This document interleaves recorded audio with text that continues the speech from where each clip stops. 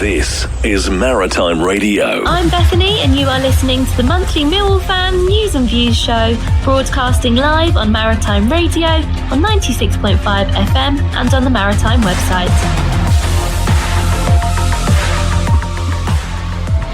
Welcome to our monthly Millwall News and Views on Maritime Radio. I'm Eamonn Barclay from South Croydon, introducing our panel, Stan Godwin from Bexley. Hello, Stan.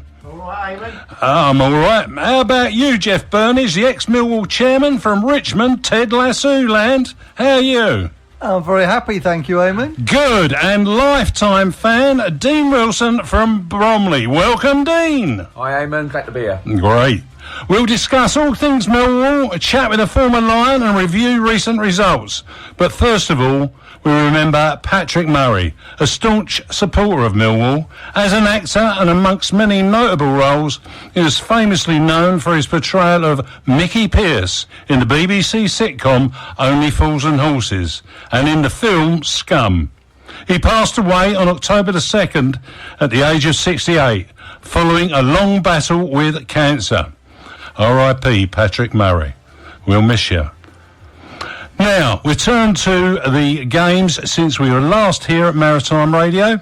And the first one is when we played Charlton Athletic at the Valley. And I'm going to ask Stan if he'll give me a brief review of what he thought about that game. Well, to a large extent, the game at Charlton went as much as I thought it would be. I mean, I knew Charlton would be up for the game because they're desperate to beat us, right? And nothing gave me greater pleasure that when we equalised, all of a sudden some of these people were nearly in tears, you know, because they then knew that the chance had gone. But I thought we played okay. I mean, you know, for long periods in the first half, I thought Charlton, because they was desperate for it, so they was always the better team. But once the second half we come out and we got sort of sorted out properly, I thought it was only a matter of time before we would score. I didn't think it would take as long as it did, but nevertheless it did, and that was it. So all round, I mean, it would have been nice to have got the win, but I think at the end of the day, a 1-1 result was fair enough, and Charlton were a disappointed team, weren't they? Because they was hoping they was going to beat us for the first time since 1996. So. It's a long time, and even Jeff Burnige made a statement of humour about it, didn't you, Jeff? I can't remember being funny about it, Eamon. Oh, you're going to be reserved this evening. OK, then. Right, let's turn to a very demonstrable game at Crystal Palace in the Carabao Cup, where they fielded none less than 4 changes to their side, while we fielded 8 changes to ours. Jeff, what about it? Well, I think that the manager had earned the right to prioritise the league, which he obviously did on that evening. It showed that we have got some strength in depth, but we were still ravaged by this injury crisis, which the manager's made nothing of. But a good performance, and I put that down as a draw.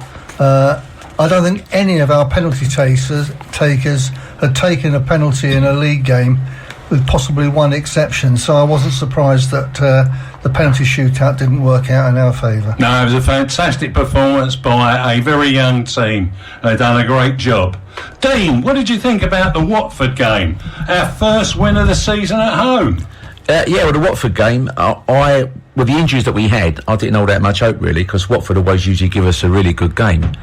But we got the win. Negley got the goal, and I actually think Watford, the team they turned up, was probably the worst team I've seen in many years for them. They didn't try to come at us. They're usually very strong up front. There was just nothing there. So I'm glad we got the win, especially with the injuries that we had. And then we toddled off to Swansea, where if Mr. Denore was there, we were guaranteed a goal for him. It could have been a hat-trick of goals for him, but unfortunately he's injured. But how did you see that game go, Stan? Well, it was always going to be a difficult game because, you know, there's no easy games in this division, so to speak. But No, I mean, it was fair enough. I mean, Swansea were desperate for the... I mean, we keep playing these teams that are desperate to win, don't we? But their season ain't been that great so far, so... But anyway, they kept going, and, and eventually we got the result that we got the draw. I mean, we'd have preferred 3 points, but, we had the next best thing. Great equaliser from Coburn, who rose above 3 defenders and an oncoming goalkeeper and put it across the goalkeeper's path. Yeah. A great goal, no doubt about it. And not last but not least, our midweek, is the word disaster appropriate, when we played Coventry at the Den. Let's hear what Alex Neil had to say about Coventry, courtesy of Millwall FC's media team. Alex, a very frustrating night at the Den. Try and sum that one up for us if you can. Yeah, bitterly disappointed, obviously. Both boxes decided the game. We weren't clinical enough in their box, albeit I thought we had some good opportunities throughout the game. And then when they went forward, they were far more clinical than we were. The first goal was a mistake. I thought after the mistake, you could see there was a few misplaced passes. You see it affected us a little bit. I thought we started the second half brightly. We get done with a good goal from their point of view, but a disappointing one for us. Striker drops off, doesn't deal. We don't go tight with him. He pops it out, and then he also beats us in the box. The third one's a set play, and then obviously we're pushing to try and get the next goal, and we get transitioned on. So yeah, we need to be better in both boxes of the pitch. It was simple as that. It was seemingly even up until the first goal. Do you think that changed the mood and the momentum of the game? Coventry on top, of course, after that. Yeah, I thought the first goal naturally changed it because obviously we've made an error. And then they've capitalised. I thought at that point, I think apart from the long throws and maybe a couple of set plays, they didn't really have a lot in the game. I can't really remember Stephen doing much before that, so that was really frustrating because I didn't think that was merited at that point. Like you say, I thought we got to that in half time. I thought the game was relatively even. I thought we had some good opportunities, worked the ball really well. We missed a few chances going that way, but could have equalised. And then the next minute they go up the pitch and score their second goal. Is the final ball the frustrating thing tonight? Because you say we got into a lot of good positions, could have scored a couple of goals even after going 2-3-0 down, but unfortunately it just didn't seem to happen. The game's decided by goals, by preventing and stopping goals and making sure we defend resolutely and also taking opportunities and chances. And obviously this evening we didn't get the balance right between trying to play and be creative to score goals and keeping the back door shut. So that's something that I obviously need to address. But if we want to try and score more goals, that's why I sort of had us playing a little bit more. But we weren't clinical enough when the chances came along. Do you know what I mean? So it's as simple as that. The game is decided, and the game of football is always decided. You can play really well, you can play really poorly in between both boxes. But when chances come along, if you're clinical, you can win games. If you're not clinical, and then you get cheap goals away, you're always going to find it tough. Well, yeah, we found it tough, and that's for sure. And many fans evacuated the Den ahead of full time. But for me, I think we had that dodgy goal that they picked up to start with, and somehow heads went down and hearts weren't in it. Dean, what did you think? Have we really got to speak about it? Well, you don't have to. It was an absolute nightmare for us. As you said, I think after the second goal, the heads went down. We weren't in it at all. Then we conceded 2 more sloppy goals, and I'm not really sure what happened, but it was definitely a night to forget. Yeah, it was. It was absolutely a night to forget. How about you, Jeff? Well, I think this afternoon's result for Coventry puts that one for us a bit into perspective. They won 5-0 today. They only beat us 4-0. So they obviously are the form team in the division at the moment. But I watched the highlights, the 15-minute highlight package of that game, and we weren't as bad as a 4-0 scoreline shows. Up until the slight error that you described, it was a catastrophic error for their first goal. Yeah. And up until then, I would say you could say we were on top. They did have one quite good chance when they scraped the post, do you remember? Yes. But otherwise, we were creating half chances, but we weren't getting into position to finish them, were we? We weren't finishing, and that was one of the biggest problems going with that. Stan, what did you take on that? Well, the thing I took from it was that the next performance had to be a lot better than that one was. I mean, I agree with everyone concerned. I mean, it was a disaster. I mean, we got beat, and at the end of the day, we have to say deservedly so. I mean, that's the honest truth in my view. And we had to put that right today, and we did. But it was a catastrophic performance. I mean, and when I see that, I think it was the third goal when the ball was rolling along the bar. Why the goalkeeper didn't just knock it over? I mean, I don't know, but he was just standing looking at it. Well, he must have been ball-struck, that's all I can say. Yeah, you may well be right, mate. OK, Beetle Chase today at the Den. The crowd were rocking, and that famous bit of music played at the end. 4-0. We haven't done that for a while. 3-0, was it? Oh, I made a mistake. I was watching for the fourth goal. I think we all were. Yeah, it was 3-0.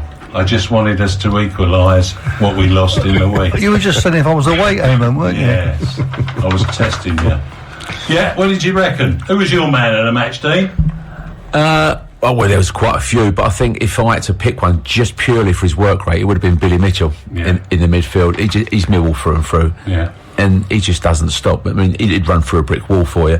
But Zach Sturge got the sponsors man of the match, fully deserved. Aziz could have got it for his goal. Yeah. But it was just a great all-round performance today, and we needed that after the Coventry game. And what about Cooper's goal, Stan? Wasn't that outstanding? Well, yeah, I mean, to be fair, I mean, there ain't many goals that Cooper scores that are not good goals. And I thought today one was it was okay.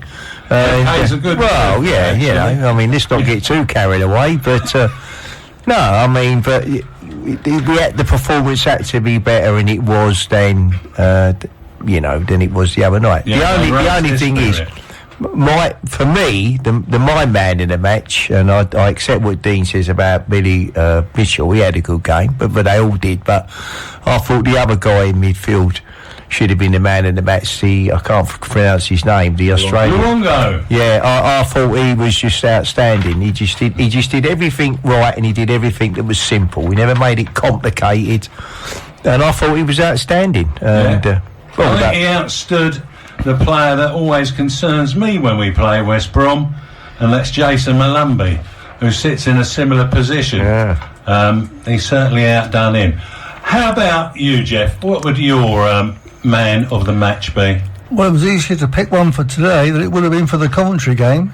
That would have been quite hard to find a man of the match that day. But today, if you go on the first hour, I'd have to agree with Dean. I thought Billy was superb today. Absolutely superb.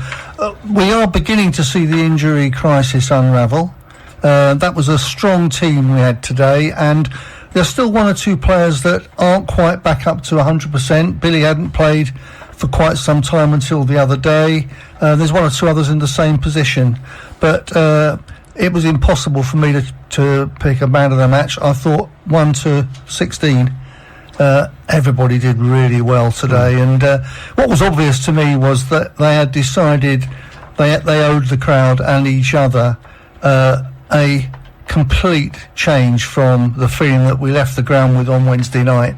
Yeah. They were at it from the first minute, weren't they? Great performance. Yeah, it was a great performance, and long may that come. And tonight, Jeff, you have won the Diplomatic Award for that response. Thank you very much.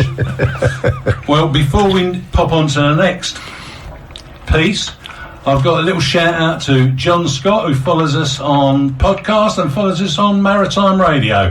John, you've had a torrid week, and you've had a serious diagnosis, which I know you're dealing with ever so well. So we're all here and thinking of you.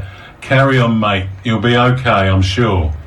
Anyhow, let's hear from Kai Bennett, who brings us the results from the Millwall Community Trust's Millwall Lionesses, Romans and Pride. Millwall Lionesses started the month with a 4-3 defeat against Talkin Wanderers, in which was a really, really tight match.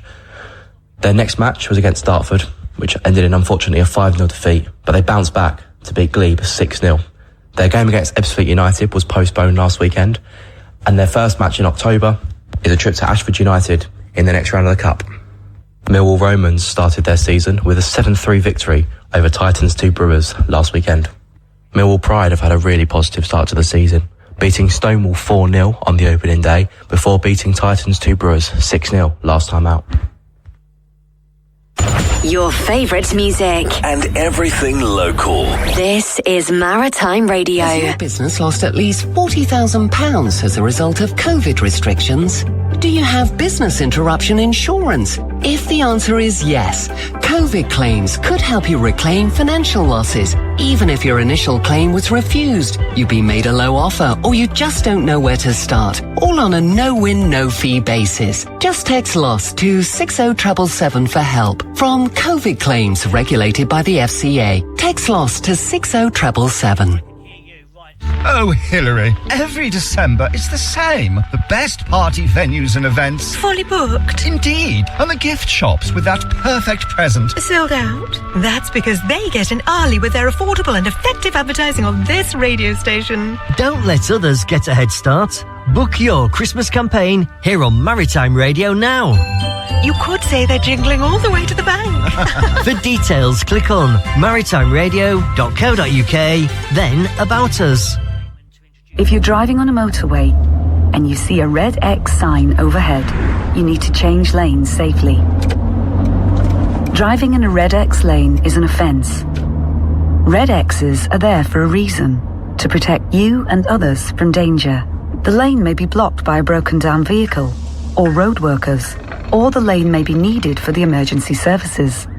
So if you see a red X, change lanes safely.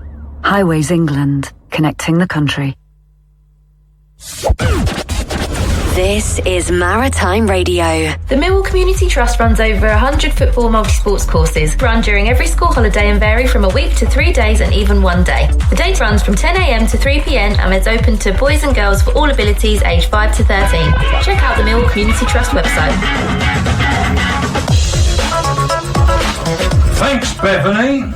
I'm Eamonn Barclay, and with me are our fantastic panel members, Stan Godwin, Dean Wilson and Jeff Burnige. Well, we welcome an absolute Millwall favourite. He spent 8 outstanding seasons at the Den and still holds the record for the most appearances as a goalkeeper, a record that's never been beaten in the club's 140-year history. He was also the first Millwall player to be selected for England since Red Smith, you remember him, Jeff, don't you, in 1938. He remains a passionate supporter of the club and is often seen at the Den, vigorously supporting the Millwall Community Trust events and cheering on the Lions. Well, hello, Bryan King. Bryan, lovely to hear you. And, well, I'm going to hand you over to Stan, who's got a question for you. Over to you, Stan. Yeah. Bryan, I trust you're well, mate.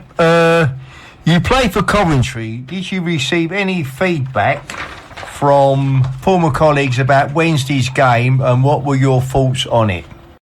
Well, I did actually. A fella called Mike Young, who is the media officer for the former Players Association of Coventry, he was at the game, and his message to me was he thought there were a couple of slick teams. It looked as though there were going to be a few goals either way, and he thought Coventry were flattered by the result. I've seen highlights of the game, and I haven't seen the full game, but seeing the chances that we had and the mistakes that we made, if you don't score your chances, you're in trouble, and if you're going to give goals away like we did on Wednesday night, you're even in more trouble. So 4-0 was a little bit of a shock result to me, that was for sure. Hello, Bryan. It's Jeff Burnige here. I trust you well. How are you? Me too. Yeah, good. I featured on a podcast last week and discussed how you and I enjoyed our visit to the Millwall Community Trust free holiday activity and food camp programme during the summer vacation, which is specifically for children eligible for free school meals. We even sampled the fantastic food. Between you and me, I actually took one of the lunches away home with me, all prepared for by some lovely volunteers. What food stood out for you? Well, the food was okay, but it didn't exactly stand out for me. I'm still trying to work out, Jeff, where you stuck one of them silver boxes up, because I never see it in your car. Would you eat it on the way to the car or what? No, it was in my skyrocket. I'll tell you what, you've done well to get it in your trousers then. But anyway, we enjoyed the day, and to see so many kids and hear that Millwall are supplying lunches and coaching facilities and matches for 6,000 children during the summer period is quite remarkable. I must admit, I was very impressed with the way the coaches worked, the way the kids listened to them and worked. And as you said, we were lucky enough to be invited to stay for lunch. And if the kids are getting that every day during the school holidays, then it can only be possible for the children, the families, and for Millwall and the Millwall Trust. Wonderful effort by everybody. Well, that's fantastic, I think. Fantastic. I'm going to hand you over to Dean now. Dean. Hello, Brian. Can you hear me, mate? Dean, who's that then? Do I know him? I've just got to share a story about you that a few people might know already. It was when I was a young lad on the terraces of the Den. I was 7 years old, so it was in 1972. And obviously you were my hero. Always wanted to be a goalkeeper. And I used to go to the games with my dad, who was a publican, and all his regulars. And I'd get passed down to the front at the dog track end and just watch you warm up. And there was one particular match, which I'm sure you remember, where you picked me up out of the crowd, took me onto the pitch, and had me taking penalties against you, much to the delight of the crowd. And whenever I see you now, we still reminisce about that story. But I actually think you got in trouble over that, didn't you? Well, I did, but yeah, I think the worst thing was that you actually scored 2 goals that day, which didn't go too well in my warm-up programme. Remember now that our warm-up was about 6 or 7 minutes. We never used to go out 25 minutes before and then spend another 20 minutes on the pitch. But when we come out, the opposition took over the cold blow lane, which was not a good move for them. So I had to go all the way down to the Alton Road end to warm up. And I saw this chirpy little face peering over the fence there. And I thought, well, I've seen him about before. I'm sure he's always down the front with his dad or whatever. So you look very eager. I lifted you over the fence. You come out. You knocked a couple of balls in to me with Gordon Bolland. As I said, you scored a couple of goals. And after the game, at half-time actually, Commander Dave West, I think his name was, head of the police down there, said to me, Brian, you can't do that again, mate, I'm sorry. I said, well, there was no problem. He said, no, just listen, if you've let him come on and all of a sudden we got another 10,000 who want to come in, we're going to be in trouble, and so are you. So let's just say that's the first and the last time. And I believe it was. Yeah, that was 1972, and that's what made me want to go on and become a goalkeeper. And it's great memories, and what a great player and person that you are. And what did you make of the results against West Brom today? Well, a total turnaround by the sound of it, and I've just seen the goals actually, and the second one, Aziz's goal, that must be the goal of the season, isn't it? Or certainly in the running for it. I mean, what a great strike! We looked a totally different outfit today. Maybe West Brom ain't as good as Coventry, but still, you've got to beat them. And we looked a class above West Brom today. And as I've heard you all say, that we've still got injury problems within the side. But one of the players I've enjoyed to see last season and the season before was a young lad called Billy Mitchell, who I seem to refer to him as a posh Terry Urlock.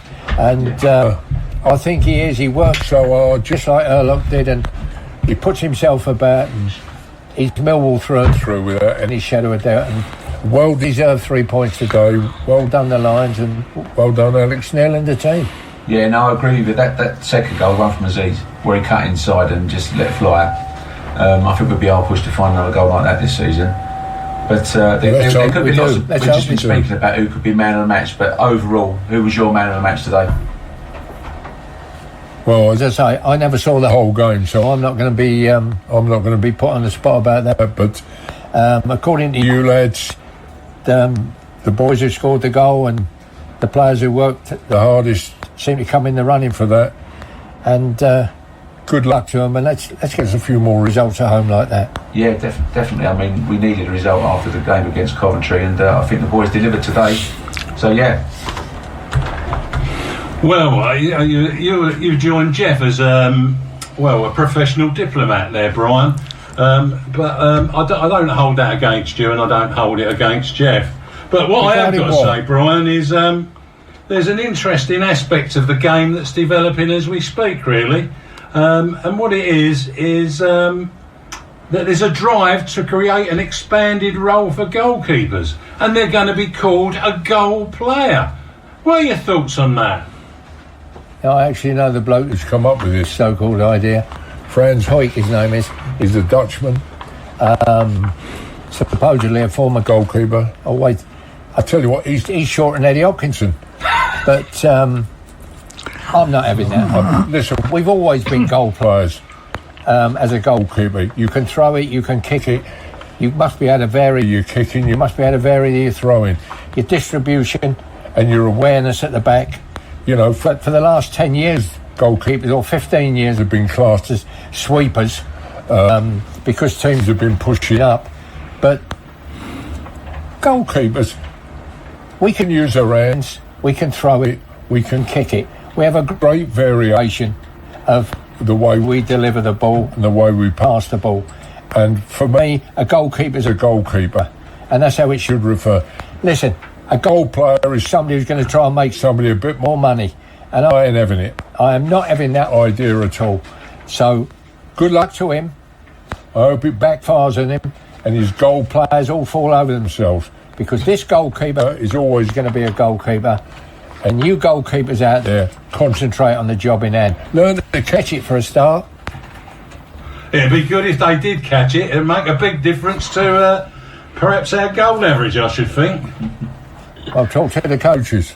That's what we'll do, Brian. That's what we'll do. Now, Brian, there's a couple of bits that I really want to touch base with you on. There was a big thank you from the Community Trust for sponsoring the Maritime Radio advert at St Paul's Sports Ground, and that's very noble of you. And it says that you are there, and you did do it. And I seem to recollect, was Jeff with you when you signed the advert? He certainly was present at the ground, but yeah, I was asked to sign that placard and or advertisement, which I'd done, and I think there was a couple of pictures taken. You know, again, I have to thank Jeff, because he picked me up and brought me there. I didn't know what to expect, and I don't know whether he did, but we certainly had a very good day, and we were well looked after. Yeah, well, they are excellent, and the team at the Millwall Community Trust do great work down at St Paul's and back at the Lions Centre as well. And there's another person that wants to sort of say thank you as well, and that's Abby Bavarick. You've sponsored her shirt, the goalkeeper for the Millwall Lionesses. I believe I did. I can't say I've actually seen her play, but on your advice and the Community Trust, they asked me to sponsor the ladies' goalkeeper, and that's what I've done. So I can only wish her all the best, really. Well, when you're down, Brian, when you're down next time, we'll have to get you to meet Abby, and they'll have a photo shoot, I think, and that'll promote the sponsorship for the Lionesses. It'll make a really big difference. So I think it'd be extremely useful. When are you due over again, Brian? Do you know? I'm looking to come over early November, actually, or sometime in November. Yeah. You know, taking a home match, and again, pay the Community Trust a visit and see if there's anything we can do there for the community, and hope I'm going to be out taking a game, and hopefully we can get a result like we did today. It would be brilliant, absolutely brilliant. Anyone got any other points they'd like to ask Bryan? Well, I'd just like to remind everybody that Bryan was one of the first people that became a Forever Lion. You know, wow. Right. A member of the former Players Association, which the club have named Forever Lions. Is that right? How about the Forever Lions Club? Right then. Well, that was well deserved. But Bryan, it's always good to speak to you. It's lovely to hear someone still got a great love for the club, even though it's. I'm going to embarrass you. I think it's 50 years since your last appearance for the club. So, what were your recollections on your very, very final appearance? Well, I think we drew with Bristol Rovers, I think, at the old Den. It was not a nice way to leave because we finished third from bottom and we got relegated. I was going into the next season thinking I was going to be playing in the second division, or the third division as it was then.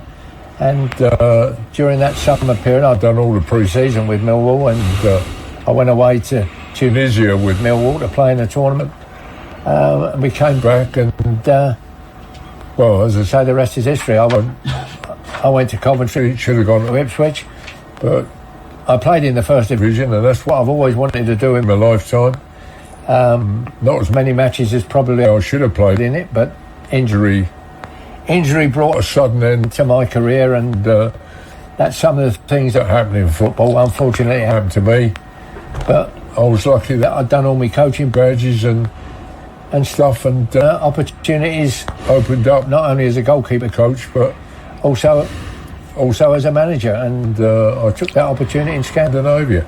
And then to be honoured like I was with dear Les Briley, who again is a player who has been the only player ever to lift the championship trophy and gain promotion to the then first division. It was a big honour for me, and I know it was for Les. And also Prue Buckley, the ladies' choice for the Forever Lions Club. So, no, we thoroughly enjoyed it, and I'll say we thoroughly enjoyed it. There were a few hiccups on the way, but we're hoping we're going to get all that sorted out sometime in the future. But it'll be great to be number one and number two like me and Les were, and Prue also number three, and the people that are going to follow us are all people and players that have put a lot of effort and time into representing this wonderful football club, and I'm just proud to be one of them. Yeah, you definitely are glad to be one of them, and there's more to come, and hopefully when you come over in November you might be able to be there as hosts to those that are being inducted in November, and we really look forward to you and Les doing that. That'd be brilliant. Yeah, I look forward to that. Okay. Bryan, I'm going to say to you now, thanks for joining us. All the best to you and Kari, and absolutely look forward to seeing you in November. Keep it safe on the streets out there, and we'll see you soon. Thanks, Bryan. Thanks very much, Eamonn, and thanks very much, Dean, Stan, and Jeff. Thank you, Bryan. Thank you. Pleasure, mate. Pleasure. Bye, mate. Okay, so I'm just going to take us back before we drop into the time for our ads, and just speak about briefly what we heard from Kai. Tomorrow, of course, the Millwall Lionesses are playing at Ashford, and Ted Jones is going to talk about that a little bit later on. But they've had a bit of a topsy-turvy season so far. Any views on that, Jeff? Yes, I think it's a period of transition team-wise, and the game tomorrow against Ashford Town, that's Ashford Middlesex. Cheers. Over by Heathrow, not Ashford in Kent. Don't go there by mistake. But we played them on the first game of the season back in August, and in women's football, August is a funny month. A lot of people are on holiday, at our level, the game is still at best semi-pro, but basically amateur. So we're playing them again after a 3-3 draw at their stadium. So hope for the best, because if we get through this, we'll be in the next qualifying round in the Women's FA Cup, the trophy that we proudly won in 1991 and 1997. Let's hope we can do it again one day. Let's hope we can do it again one day, and fingers crossed. Stan, the Romans and Pride have had some really resounding results against their competition in their league. What do you think about the Romans and Pride? Well, I mean, I've said before on more than one occasion, I mean, they're just...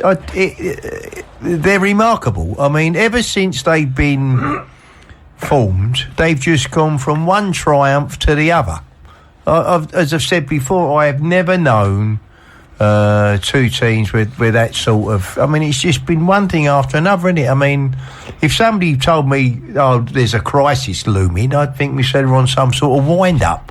But no, I mean, you run out of things to say about them, because it's just continued success, isn't it? It is success upon success, and they have been doing exceedingly well, and we can't doubt that. And I've got to say that Paul Loading does a great job as a general manager of those two sides, and there's a potential for another side coming along now. There's so many people interested in joining those sides that they really are in a place where they'll be overwhelmed by the talent that comes and sees them. Well, can I just say to that, because I mean, if they're thinking about doing a third team, I mean, I'm interested to know, because I remember when it was mentioned last season, Paul did say, well, they got to look at the mechanics of it all. But it's good news. It is too. Thanks, Sam. This is Maritime Radio. Has your business lost at least £40,000 as a result of COVID restrictions? Do you have business interruption insurance? If the answer is yes, COVID claims could help you reclaim financial losses. Even if your initial claim was refused, you've been made a low offer, or you just don't know where to start. All on a no-win, no-fee basis. Just text LOSS to 60777 for help. From COVID claims regulated by the FCA. Text LOSS to 60777. I'd been tasked to get to the naked truth about successful local advertising. Are you peeping Tom? Sadly, it wasn't in there. So I pulled out my pencil to draw my own conclusions. It was broken. Yes, it was pointless. Then it hit me. Advertising on this local radio station's the answer. It's low cost, effective, and memorable. To advertise here on Maritime Radio, click on maritimeradio.co.uk, then About Us. Come up and see me sometime. Case closed. Looking for a cozy spot to relax, recharge and reconnect? Welcome to the Garden Cafe at Shrewsbury House, your community's hidden gem nestled in the heart of Shooters Hill. We're open Monday to Friday from 9 a.m. to 3 p.m. and on Saturdays until 4. Our cafe offers a delightful escape with a seasonal menu crafted to satisfy every palate. Whether you're craving a hearty all-day breakfast, also available in veggie and vegan options from just £4.50. Or indulge in our freshly baked cakes and pastries. There's literally something for everyone. Hey, and don't forget to try our signature sausage roll. Crispy, flavourful, and loved by locals. It's the start of something different on your radio. It's here, it's there, it's everywhere. Informative, factual, and fun. With features to keep you involved and engaged. Put aside an hour for a decent splash each week. Bob's 60s Splash. on Maritime Radio for Sunday breakfast at 7 and again at 5 in the afternoon. Your favourite music. And everything local. This is Maritime Radio. The Millwall Community Trust runs over 100 football multi-sports courses, run during every school holiday and vary from a week to 3 days and even 1 day. The day runs from 10 a.m. to 3 p.m. and is open to boys and girls for all abilities aged 5 to 13. Check out the Millwall Community Trust website. Thanks, Bethany. I'm Eamonn Barclay, and with me our fantastic panel of Stan Godwin, Dean Wilson and Jeff Burnige. You've already heard a little bit about the incredible work of the Millwall Community Trust and the positive impact it has on the communities it serves. And that includes former players. And we'll hear a little bit about that now. Steve Robinson reporting for Maritime Radio from Millwall's Den on a very special day. So special that the first 3 players are being inducted as Forever Lions, a type of former players association. This is the first time in the club's 140-year history that Millwall Football Club and the Millwall Community Trust have had such an organisation that recognises both men and women who have played for Millwall. Firstly, I will speak with the most senior former player who spent 8 outstanding seasons at the Den and still holds the record for the most appearances as a goalkeeper, a record that has never been beaten in the club's 140-year history.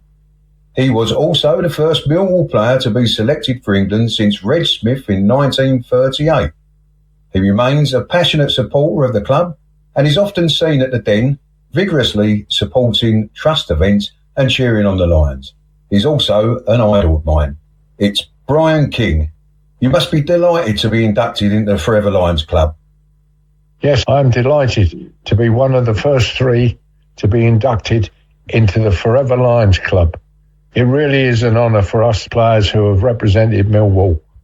And I can only say on behalf of Prue and Les that we are very honoured to receive this award from this great club. Thanks, Brian, and congratulations, an award that is well deserved. Our second recipient is the sole team captain of Millwall Football Club to lead the Lions to the top flight. He was a talented and ambitious midfielder who joined the club while we were scouting another player. He quickly became a passionate Lion.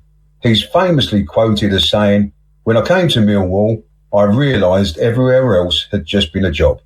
Since then, he has been a dedicated part of the club, actively participating in trust events and taking on roles with our academy, Millwall Lionesses and matchday hosting. Les Briley, what an accolade to join the Forever Lions Club.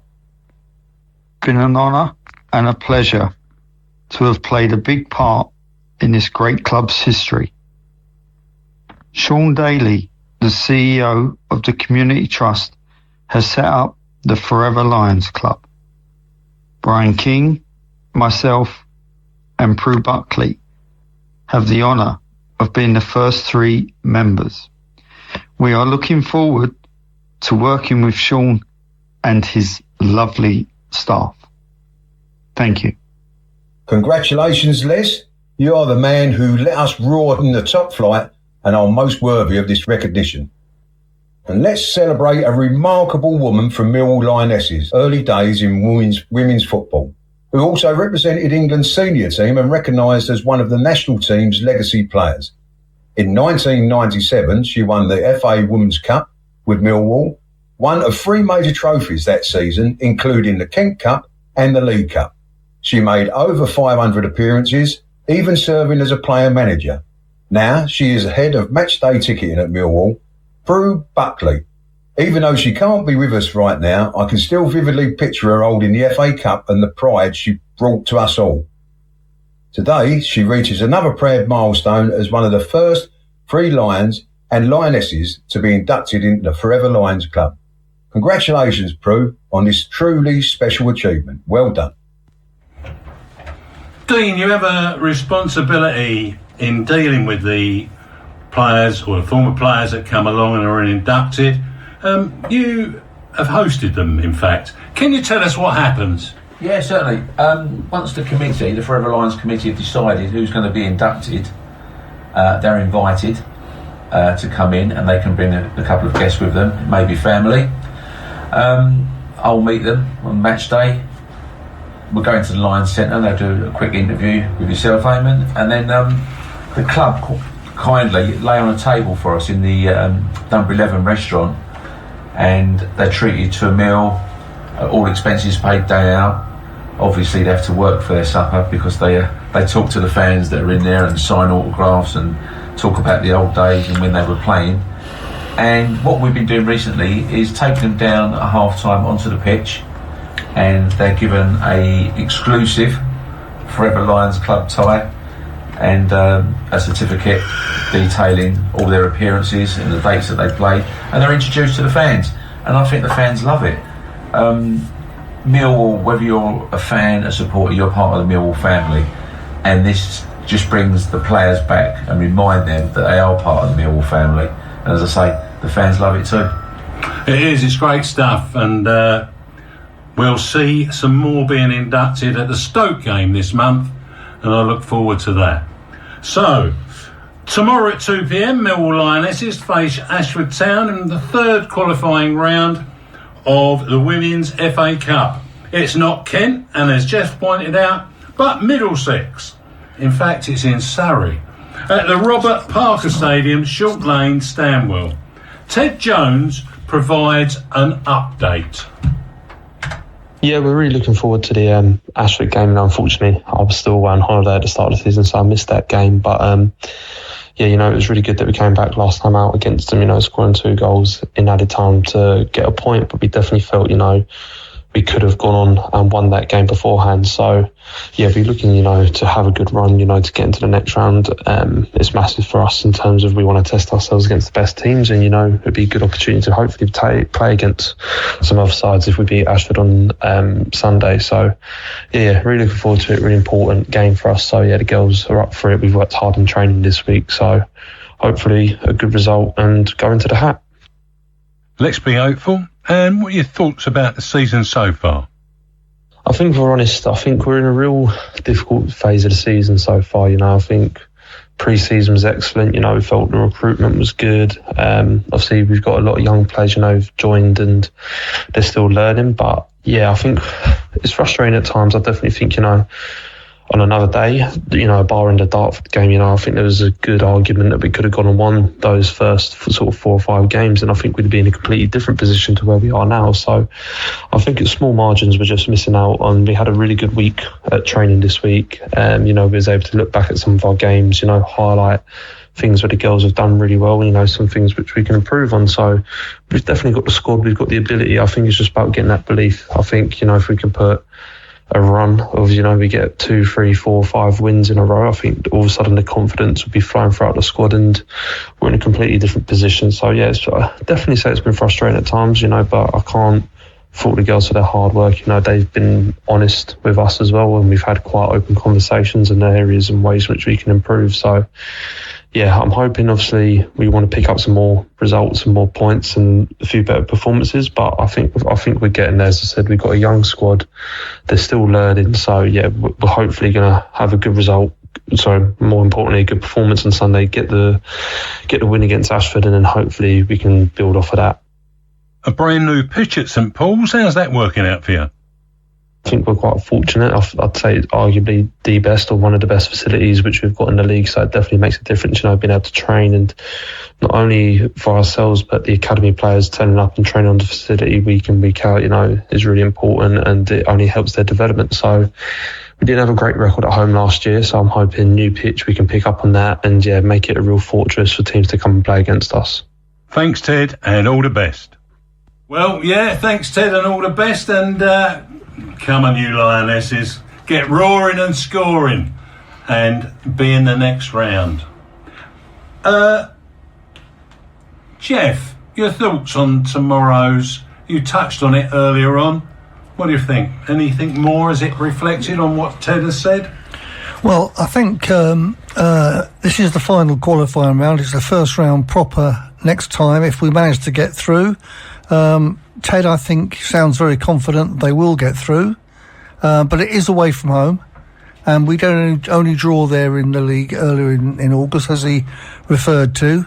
So we'll wait and see. I hope to be at the game myself, and and it would be an achievement if we could go on a decent cup run in the Women's FA Cup. The draw for the next round, if we are successful, will be on Monday, and it'll be intriguing to see if we do get through who we play against next. Yeah, thanks for that. Now, the only game I'm going to touch on is when we return to the big game, as we got the old gaps for the internationals, is on the 18th of October. We're off to Queen's Park Rangers to face, well, for us to face them.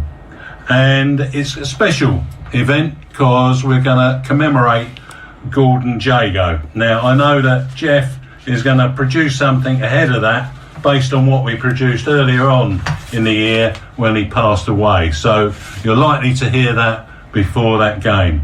But whatever happens, it's a 12:30 kickoff, and we'll go and enjoy ourselves at Loftus Road. So, want to watch the Lions? Tickets are available on the Millwall FC website or at the Den ticket office. Check the website for details. The Den is situated near South Bermondsey Station, a 4-minute transfer from the London Bridge major interchange station. Lastly, we will return on a Saturday, November the 1st, with our monthly Millwall News and Views show. Thanks to our panellists, Dean. Thanks, Eamonn. Thanks for having me. You're all welcome. We'll see you again. Stan? Yeah, thanks, Eamonn. Yeah, and Jeff? Yeah, thanks, everybody. And our producer, Gary? You're welcome. Thank you, Gary. And I'm sorry for the little blips that we had there. We won't do that again, I promise you. I pressed the wrong button. Anyway, thank you for listening. Bye for now. Let's the best team in London, no, the best team of all. Everybody knows us, we're called Millwall. Yeah! Let them come, let them come, let them come, let them all come down to the Den. Let them come, let them come, we'll only have to beat them again. It's the best team in London, no, the best